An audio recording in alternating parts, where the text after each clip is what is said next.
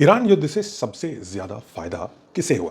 अगर आप ये सोच रहे हैं कि वेपन कंपनीज को ये हुआ या अमेरिका के इनसाइड ट्रेडिंग कंपनी वालों को हुआ, तो आपका जवाब गलत है। ईरान वॉर से सबसे ज्यादा फायदा हुआ है रशिया को। आप समझते हैं ये कैसे हुआ?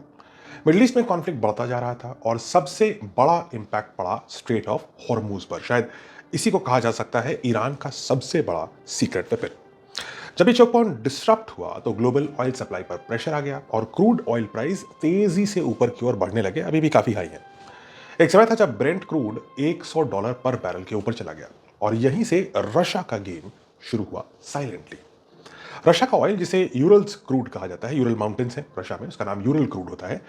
उसकी कीमत फरवरी में लगभग $45 पर बैरल थी। $45, नोट करिए। ये मार्च में बढ़कर लगभग $77 पर बैरल तक पहुंच गई, यानी लगभग 70% का जंप। इसका सीधा मतलब यह था, जितना ज्यादा ऑयल प्राइस उतना ज्यादा रूस का रेवेन्यू। रिपोर्ट्स के मुताबिक अप्रैल 2026 में रशिया की ऑयल टैक्स इनकम लगभग डबल हो गई, 2 टाइम्स हो गई।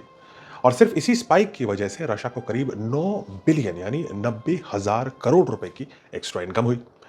यानी जब दुनिया एनर्जी क्राइसिस से जूझ रही थी, रशिया अपनी फाइनेंशियल स्ट्रेंथ बढ़ा पा रहा था। एक और रीजन ये है कि जब मिडल ईस्ट अनस्टेबल होता है तो कंट्रीज ऑल्टरनेटिव सप्लाई ढूंढती हैं, यानी मिडल ईस्ट के अलावा और कहां से तेल मिलेगा।